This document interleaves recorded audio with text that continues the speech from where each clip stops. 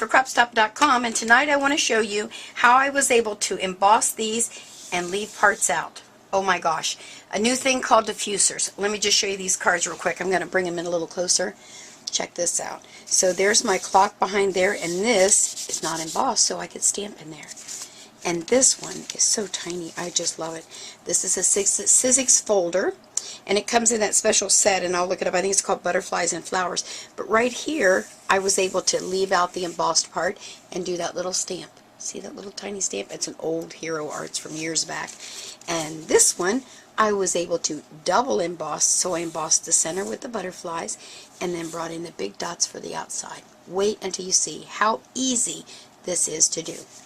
Some of the things I'm going to use, of course, will be my Cuttlebug, and then the diffusers, which they're there's 3 in a set, and let's see if I can pull those out real quick. There's one that has this oval, little skinny oval, one that has the bigger, am I putting that where you can even see them, the bigger oval there, big missing spot, and then the third one has a circle. Here it is.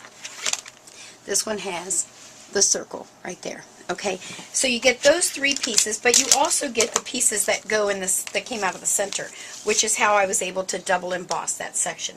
And what I did on the one card, I wanted to just bring that in again and show you.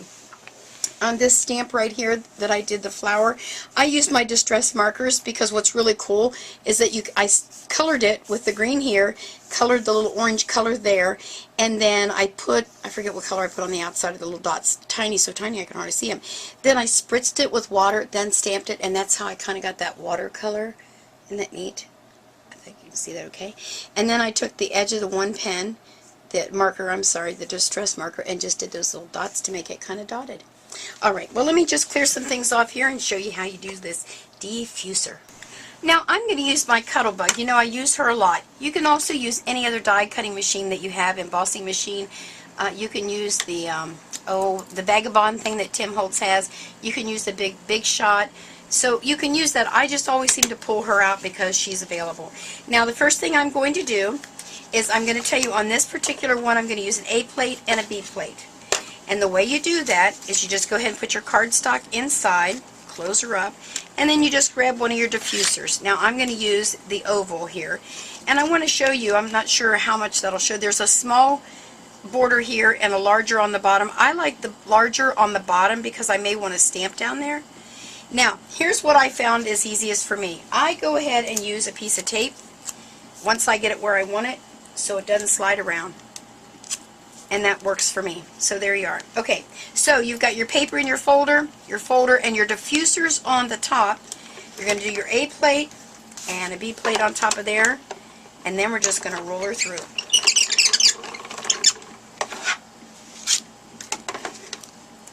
And I'm just going to pull my tape off of there. We will use that again. And then, voila, check this out. Oop. Bring this in so you can see. This area right here is smooth, but I've embossed the whole outside. So what's really cool is this leaves opening for me to stamp in there if I have a long stamp that I want to do, or if I have a long die cut image that I want to put in the center but have that smoothed in the back. It leaves open a lot of things that you can do, and I mean, it's just, now I have 2 embossing folders in one. So that's really cool. Let me show you what else I can do. Now I'm going to put this back in here, because I want to show you how you can double emboss, which is another really cool thing. And I hope I get it in the same spot. I should have done it. Let's find my little oval. Didn't do that right. Wrong embossing folder. Okay, let me get another embossing folder. That's what I want to do. Sorry about that. So I'm going to use a different design. I'm going to put my cardstock inside like so. Hope I'm in the camera there so you can see. And then, I wish I would have remembered to do this first, doggone it, but I'm going to just wing it because, you know, it's just a card.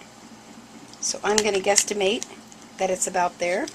Take that off, and again, I'm going to tape because I don't want it to move once I stick it in there. Okay, and again, A plate, folder, with the opening to your folder going in, and my B plate. Let's see how we do. This is going to give me a double emboss.